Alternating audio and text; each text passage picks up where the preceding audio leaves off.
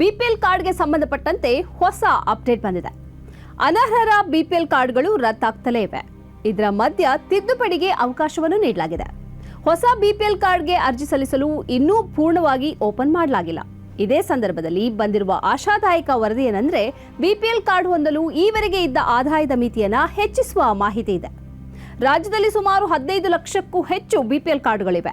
ಸುಮಾರು 7.8 ಲಕ್ಷ ಕಾರ್ಡ್ಗಳು ಅನುಮಾನಾಸ್ಪದ ಅಂತ ಗುರುತಿಸಲಾಗಿದೆ.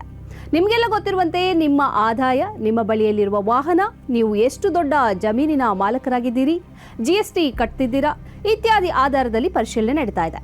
ಅಂದ್ರೆ ಅರ್ಹತೆ ಇಲ್ಲದವರ ಕಾರ್ಡ್ಗಳು ರದ್ದಾಗ್ತಾ ಇವೆ. ಇದರ ಮಧ್ಯ ಆಶಾದಾಯಕ ವರದಿಯೊಂದು ಬರ್ತಾ ಇದೆ. ಬಿಪಿಎಲ್ ಕಾರ್ಡ್ ಅರ್ಹತಾ ನಿಯಮಗಳಲ್ಲಿ ಬದಲಾವಣೆಯನ್ನ ಮಾಡಲಾಗ್ತಿದೆ. ಇಂತಹ ಬದಲಾವಣೆಗಳಲ್ಲಿ ಒಂದು ಆದಾಯ ಮಿತಿ ಹೆಚ್ಚಿಸುವುದು. ಬಿಪಿಎಲ್ ಕಾರ್ಡ್ ಹೊಂದಲು ಈಗಿನ ಆದಾಯ ಮಿತಿ ಸುಮಾರು 1.2 ಲಕ್ಷ. ಈಗ ಬರ್ತಿರುವ ಹೊಸ ಪ್ರಸ್ತಾವನೆ 3 ಲಕ್ಷಕ್ಕೆ ಹೆಚ್ಚಿಸುವ ಚರ್ಚೆ ನಡೀತಾ ಇದೆ. ಹೀಗೆ ಆದರೆ ಬಡ ಮತ್ತು ಮಧ್ಯಮ ವರ್ಗದವರು ಹೆಚ್ಚು ಮಂದಿ ಬಿಪಿಎಲ್ ಕಾರ್ಡ್ಗೆ ಅರ್ಹರಾಗಬಹುದು. ಹೊಸ ಅರ್ಜಿಗಳಿಗೆ ಅವಕಾಶ ಹೆಚ್ಚಾಗಲೂಬಹುದು. ಆದರೆ ಈಗಿನ ಅಪ್ಡೇಟ್ ಏನಂದ್ರೆ ರೇಷನ್ ಕಾರ್ಡ್ ತಿದ್ದುಪಡಿ ಮತ್ತೆ ಆರಂಭವಾಗಿದೆ.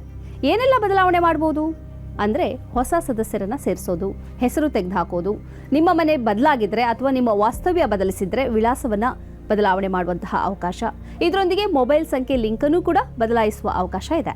ಕಾರ್ಡ್ನಲ್ಲಿಯ ಮುಖ್ಯಸ್ಥರ ಬದಲಾವಣೆಗೂ ಕೂಡ ಅವಕಾಶ ನೀಡಲಾಗಿದೆ.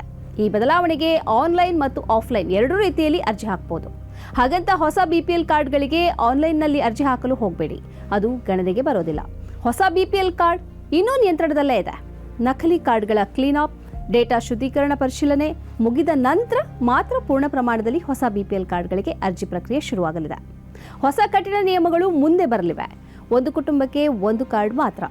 ಬಿಪಿಎಲ್ ಕಾರ್ಡ್ಗೆ ಆಧಾರ್ ಲಿಂಕ್ ಕಡ್ಡಾಯ ಮಾಡೋದು ಮಾತ್ರ ಅಲ್ಲ, ಡಿಜಿಟಲ್ ಪರಿಶೀಲನೆ ಅಂದರೆ OTP, ಡೇಟಾ ಮ್ಯಾಚಿಂಗ್ ಮಾಡಲಾಗ್ತದೆ. ಅಕ್ರಮ ಕಡಿಮೆ ಮಾಡಲು ಈ ಕ್ರಮಗಳು ಮುಂದಿನ ದಿನಗಳಲ್ಲಿ ಉಪಯುಕ್ತವಾಗುತ್ತೆ. ಸರಳವಾಗಿ ಹೇಳೋದಾದ್ರೆ ಈಗಿನ ಪರಿಸ್ಥಿತಿಯಲ್ಲಿ ಅನರ್ಹ ಬಿಪಿಎಲ್ ಕಾರ್ಡ್ಗಳು ರದ್ದಾಗ್ತಿವೆ. ತಿದ್ದುಪಡಿಗೆ ಅವಕಾಶ ಇದೆ. ನಿಮ್ಮ ಬಿಪಿಎಲ್ ಕಾರ್ಡ್ನಲ್ಲಿ ಏನಾದರೂ ಬದಲಾವಣೆ ಮಾಡಬೇಕು ಅಂತ ಇದ್ರೆ ಮಾತ್ರ aharkarnataka.government.in ನಲ್ಲಿ ಆನ್ಲೈನ್ ಮೂಲಕ ಅರ್ಜಿ ಸಲ್ಲಿಸಿ.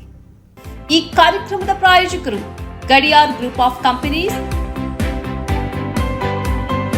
Specialised in piling and shoring, engineering consultancy, fire fighting, steel structures, real estate. Office SIT tower, silicon OSS, Dubai, UAE. ಸ್ನೇಹಿತರೆ, ನಿಮ್ಮ ಅದ್ಭುತ ಬೆಂಬಲದಿಂದ ಸನ್ಮಾರ್ಗ ನ್ಯೂಸ್ ಚಾನೆಲ್ ಈಗ 2 ಲಕ್ಷ ಸಬ್ಸ್ಕ್ರೈಬರ್ಗಳನ್ನು ದಾಟಿದೆ. ಇದು ನಮ್ಮ ಯಶಸ್ಸಲ್ಲ, ಇದು ನಿಮ್ಮ ಯಶಸ್ಸು. ನಮ್ಮ ಮುಂದಿನ ಗುರಿ 4 ಲಕ್ಷ. ಇದು ಕಷ್ಟವಲ್ಲ. ನೀವು ಮಾಡಬೇಕಾದದ್ದು ಸಿಂಪಲ್. ನೀವು ಸನ್ಮಾರ್ಗ ನ್ಯೂಸ್ ಚಾನೆಲ್ ವಿಡಿಯೋವನ್ನ ನಿಮ್ಮ ಸ್ನೇಹಿತರಿಗೆ, ಕುಟುಂಬದವರೊಂದಿಗೆ ಹಂಚಿಕೊಳ್ಳಿ ಮತ್ತು ಅವರಲ್ಲೂ ಸಬ್ಸ್ಕ್ರೈಬ್ ಮಾಡಲು ಹೇಳಿ. ನೀವು ಶಕ್ತಿಯನ್ನು ಕೊಡಿ, ನಾವು ನಿಖರ ಸುದ್ದಿ ಕೊಡ್ತೇವೆ. ಧನ್ಯವಾದಗಳು.